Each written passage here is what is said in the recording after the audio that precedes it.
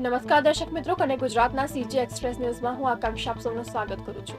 નજર કરીએ દેશ દુનિયા અને રાજ્યની તમામ ખબરો ઉપર.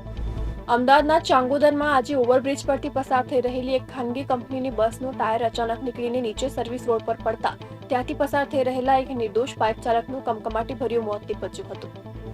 વડોદરા શહેરના નવા બજાર વિસ્તારમાં આવેલ ફર્નિચરની દુકાનમાં મોડી રાત્રે ભીષણ આગનો બનાવ સામે આવ્યો હતો.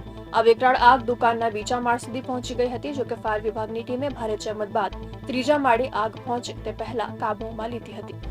ભરૂચની ઝઘડિયા જીઆઈડીસીની નાઇટ્રેક્સ કંપનીમાં પ્રચંડ ધડાકો થતા દોડધામ મચી જવા પામી હતી. આ દુર્ઘટનામાં એક કામદારનું મોત નીપજ્યું હતું, જ્યારે અન્ય એક કામદાર સારવાર હેઠળ છે.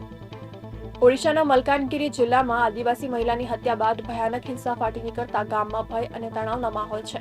ગુસ્સે ભરાયેલા ટોળાએ ગામમાં પ્રવેશ કરીને 100 થી વધુ ઘરોને આગ ચાપી દીધી હતી, જેમાં લૂંટફાટ અને હિંસક મારામારીની ઘટનાઓ પણ બની છે. ઇન્ડિગો છેલ્લા કેટલાક દિવસથી સંકટમાં ફસાઈ છે, જેને કારણે દરરોજ સેંકડો ફ્લાઇટ્સ રદ કરવામાં આવી રહી છે. ભારતના તમામ એરપોર્ટ પર હજારોની સંખ્યામાં મુસાફરોએ રઝળપાટ કરવાનો વારો આપ્યો છે. એવામાં કેન્દ્ર સરકારે આખરે ઇન્ડિગો વિરુદ્ધ કાર્યવાહી શરૂ કરી છે. મધ્યપ્રદેશના સિવની જિલ્લામાં એક ટ્રેની વિમાન ઉડાન દરમિયાન હાઈ વોલ્ટેજ લાઇન સાથે અથડાયું હતું. દુર્ઘટનાને કારણે વિસ્તારમાં ભયનો માહોલ જોવા મળ્યો હતો. સમગ્ર ઘટનામાં ગ્રામજનો તાત્કાલિક સ્થળ પર પહોંચીને પાયલટને સુરક્ષિત રીતે બચાવી લેવામાં આવ્યો હતો. પટનામાં એક બેકાબુ કારે 80ની સ્પીડે 6 લોકોને કચડી નાખ્યા. આ અકસ્માતમાં એક વૃદ્ધાનું મોત થયું છે અને 5 લોકો ઘાયલ થયા છે. આ ઘટના દાનાપુર પોલીસ સ્ટેશન વિસ્તારના ગોળા પર જખડી મહાદેવ રોડ પર બની હતી.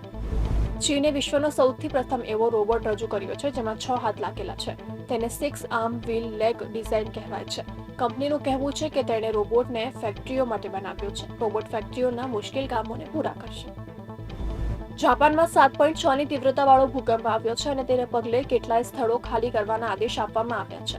આ ઉપરાંત એક સમયે સુનામીની ચેતવણી આપવામાં આવી હતી, તે પરત ખેંચી લેવામાં આવી છે. સૈફ અલી ખાન અને અક્ષય કુમારની ફિલ્મ હેવારનું શૂટિંગ પૂર્ણ થઈ ગયું છે. હવે પોસ્ટ પ્રોડક્શન શરૂ થશે. મૂળ પ્લાનિંગ પ્રમાણે આ ફિલ્મ 2026માં રિલીઝ કરાશે. તો આ હતા કનેક્ટ ગુજરાતના આજના સીજી એક્સપ્રેસ ન્યૂઝ. નવા સમાચારો અને વધુ અપડેટ માટે તમે જોડાયેલા રહો કનેક્ટ ગુજરાત સાથે. ત્યાં સુધી મને રજા આપશો.